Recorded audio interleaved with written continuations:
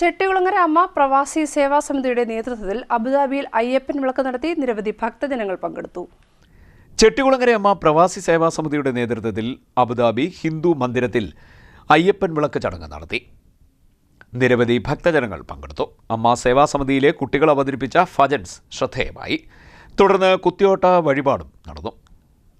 സമർപ്പണം ചെട്ടികുളങ്ങര അമ്മ പ്രവാസി സേവാ സമിതി 16ാമത് ഭരണി മഹോത്സവം ജനുവരി 17-18 തീയതികളിൽ ഇന്ത്യൻ അസോസിയേഷൻ ഹാൾ അജ്മാനിൽ നടക്കുമെന്ന് ഭാരവാഹികൾ അറിയിച്ചു.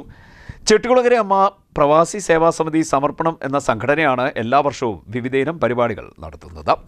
UAE-യിലെ വിവിധ ഭാഗങ്ങളിൽ ജോലി ചെയ്യുന്ന ചെട്ടികുളങ്ങരയിൽ നിന്നുള്ള പ്രവാസികൾ ഉൾപ്പെടുന്ന സംഘടനയാണ് ചെട്ടികുളങ്ങര അമ്മ പ്രവാസി സേവാ സമിതി.